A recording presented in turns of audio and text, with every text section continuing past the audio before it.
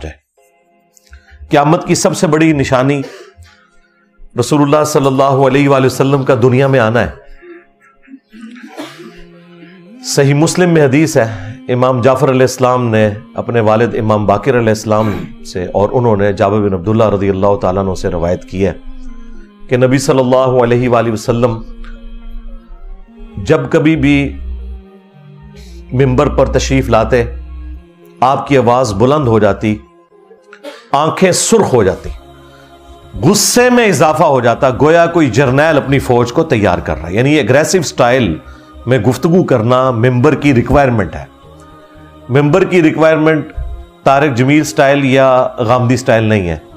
بلکہ محمدی سٹائل ہے، جس کے اوپر یا ڈاکٹر اسرار صاحب عمل کرتے تھے یا اللہ کے فضل سے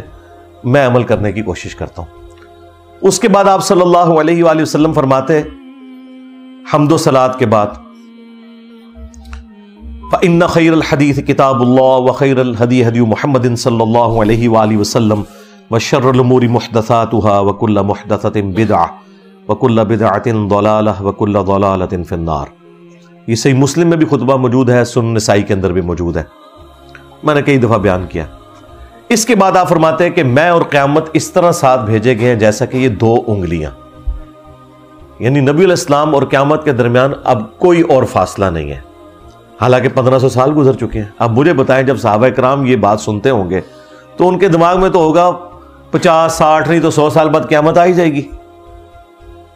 اور بعض لوگوں نے ایک حدیث سے دھوکہ کھایا بھی، وہ بخاری اور مسلم دونوں میں حدیث ہے کہ نبی صلی اللہ علیہ وآلہ وسلم نے فرمایا کہ 100 سال نہیں گزریں گے، اس وقت جتنے روئے عرض پہ لوگ موجود ہیں ان پہ قیامت قائم ہو جائے گی۔ اور وہ غیر مسلم بھی اس حدیث کو بخاری مسلم کی اٹھا کے کہتے ہیں کہ دیکھو تمہارے نبی کی تو خبر غلط نکلی، حالانکہ اس کے کئی ایک طرق موجود ہیں بخاری مسلم میں، اور اس میں ایک طریق کے اندر عبداللہ ابن عمر رضی اللہ تعالیٰ عنہ، حالانکہ وہ 100 سال پورے ہونے سے پہلے ہی شہید ہو گئے 74 ہجری میں، نبی علیہ السلام کی وفات کے بعد 63 ایئرز تک زندہ رہے، ابھی 100 سال پورے نہیں ہوئے۔ یا تو ہوتا نا کہ 100 سال پورے ہو جاتے تو پھر آپ کہیں گے عبداللہ بن عمر نے تعویل کر دی باطل، نہیں، ابھی 40 سال پڑے ہوئے ہیں۔ اور وہ جب یہ حدیث بیان کرتے تھے تو وہ ساتھ بتاتے تھے کہ نبی علیہ السلام نے فرمایا تھا کہ جو اس وقت لوگ موجود ہیں ان پر قیامت قائم ہو جائے گی، مراد یہ کہ یہ قرن ختم ہو جائے گا، یہ زمانہ ختم ہو جائے گا اور اگلی جنریشن سٹارٹ ہو جائے گی۔ آلموسٹ 100 سال کے اندر ایک جنریشن شفٹ ہو جاتی ہے دوسری میں۔ تو عبداللہ ابن عمر نے اپنی زندگی میں بتا دیا تھا کہ نبی علیہ السلام یہ نہیں کہنا چاہ رہے تھے کہ قیامت آ جائے گی، وہ تو واضح موجود ہے بخاری مسلم میں حدیث جبریل، جب حضرت جبرائیل علیہ السلام انسانی شکل میں آ کے مختلف سوالات کرتے ہیں، ان میں سے ایک سوال یہ تھا کہ قیامت کب آئے گی، تو نبی علیہ السلام کہہ دیتے ہیں نا 100 سال بعد آئے گی۔ آپ نے فرمایا کہ جو شخص سوال پوچھ رہا ہے نا، جس شخص سے پوچھا جا رہا ہے وہ اس سے زیادہ نہیں جانتا جو کہ پوچھنے والا پوچھ رہا ہے۔ تو انہوں نے کہا یا رسول اللہ نشانیاں بیان فرما دیں، تو آپ علیہ السلام نے کچھ نشانیاں بیان کی۔ اور یہ حدیث جو ہے یہ مسلم شریف کی پہلی حدیث ہے کتاب الایمان میں، 93 نمبر، 92 تو روایات مقدمے کی ہیں، 93 نمبر روایت یہ ہے، اور یہ حدیث بخاری میں بھی ہے۔ وہاں پہ بھی نبی علیہ السلام کہہ سکتے تھے نا کہ 100 سال بعد آ جائے گی، تو عبداللہ ابن عمر نے بالکل کلیئر کیا کہ یہ صحابہ کا قرن ختم ہو جائے گا، زمانہ ختم ہو جائے گا، اور وہ ایگزیکٹلی ہوا ہے۔ آخری صحابی ابو طفیل عامر بن واثلہ رضی اللہ تعالیٰ عنہ، جو شیعان علی میں سے تھے اور جنگ صفین میں مولا علی کے ساتھ رہے، مولا علی سے حدیثیں بھی روایت کی، یہ آخری صحابی ہیں جو دنیا سے گئے نبی علیہ السلام کی وفات کے 100 سال کے بعد، آلموسٹ 110 ہجری کے اندر۔ آپ علیہ السلام کی وفات 11 ہجری کے سٹارٹ میں ہوئی ہے، اور یہ 110 ہجری میں فوت ہوئے ہیں ابو طفیل عامر بن واثلہ رضی اللہ تعالیٰ عنہ۔ وہی صحابہ کا قرن، یعنی وہ زمانہ 100 سال میں ختم ہو گیا، یعنی صحابہ کرام اور ان کے زمانے کے لوگوں کے اوپر قیامت قائم ہوگی، کیونکہ مرتے ہی قیامت شروع ہوگی نا ان کی۔ اس سے مراد وہ بڑی قیامت نہیں ہے۔ تو آپ ایمانداری سے بتائیں، جب صحابہ کرام یہ سنتے ہوں گے کہ یہ 2 انگلیاں جیسے ساتھ بھیجی گئی، تو ان کے دماغ میں کیا آتا ہوگا؟ 100 سال نہیں تو 150 200 سال ان کے دماغ میں بھی تھا کہ 1500 سال تو ہم گزار چکے ہیں، ابھی پتہ نہیں اور کتنے گزرنے ہیں۔ تو نبی علیہ السلام کا دنیا میں تشریف لانا یہ خود قیامت کی نشانیوں میں سے ایک نشانی ہے۔ پھر نبی علیہ السلام کی مبارک زندگی میں کچھ نشانی ہے قیامت کی۔ ایک کا ذکر تو قرآن میں بھی ہے، سورۃ القمر کا سٹارٹ، اقتربت الساعہ وانشق القمر، قریب آ گئی قیامت اور چاند دو ٹکڑے ہو گیا۔ اس کانٹیکسٹ میں بخاری مسلم میں حدیث ہے کہ نبی علیہ السلام کے لیے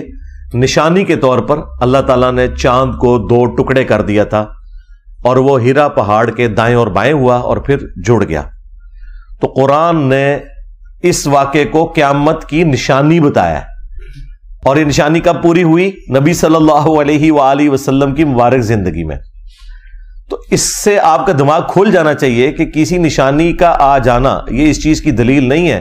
کہ بس قیامت آئی کہ آئی، اس کا علم اللہ تعالیٰ کے ساتھ خاص ہے۔ اور قرآن میں یہ ٹاپک جگہ جگہ آیا کہ اے نبی آپ سے قیامت کے بارے میں پوچھتے ہیں، قل انما العلم عند اللہ وانما انا نذیر مبین، اے نبی تم فرما دو کہ اس کا علم تو اللہ کے ساتھ خاص ہے اور میں تو نہیں ہوں مگر ڈر سنانے والا۔ تو قیامت کا علم یہ اللہ تعالیٰ کے پاس ہے کہ وہ کب آنی ہے، لہذا یہ ویلاگ ضرور دیکھا کریں، محظوظ ہوا کریں، اس میں سے نکلنا کچھ بھی نہیں ہے، سیدھی سی بات ہے۔ باقی جو نشانیاں وہ الحمدللہ میں نے تفصیل کے ساتھ بیان کی ہیں، لیکن جو کچھ آپ نکالنا چاہتے ہیں نا وہ میں کبھی بھی نکال کے نہیں دوں گا، نہ میری جرت ہے کہ میں اللہ اور اس کے رسول سے آگے بڑھنے کی کوشش کروں عز وجل وصلی اللہ علیہ وآلہ وسلم۔ بخاری اور مسلم دونوں میں حدیث ہے، تمہاری اس وقت کیا شان ہوگی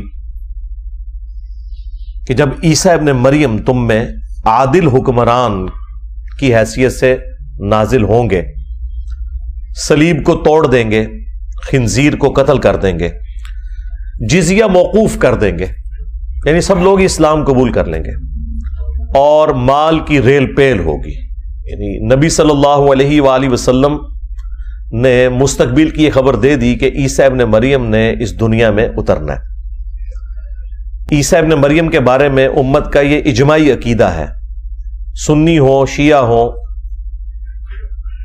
کہ انہوں نے قیامت سے پہلے اس دنیا میں تشریف لانا ہے، اور اپنے زمانے میں اللہ تعالیٰ نے انہیں زندہ آسمانوں پہ اٹھایا تھا۔ اس حوالے سے میں نے تفصیلی ویڈیو ریکارڈ کروائی ہوئی ہے، میں آج اس تفصیل میں نہیں جاؤں گا ورنہ ٹاپک اور طرف نکل پڑے گا۔ ایک اور حدیث ہے بخاری اور مسلم میں کہ قرب قیامت میں جب عیسیٰ ابن مریم دجال کے خلاف قتال کریں گے اور مسلمان ان کے ساتھ ہوں گے، تو اگر کسی پتھر یا درخت کے پیچھے بھی کوئی یہودی چھپا ہوگا میدان جنگ میں، یہ عام حالت میں یہ بات نہیں ہے، تو وہ پتھر اور درخت بھی بول اٹھے گا اے مسلم میرے پیچھے یہودی ہے، اسے قتل کر دو، سوائے غرقد کے درخت کے جو کہ یہودیوں کا درخت ہے۔ غرقد ایک جھاڑی نما درخت ہے لیکن انتہائی گھنا وہ درخت ہوتا ہے،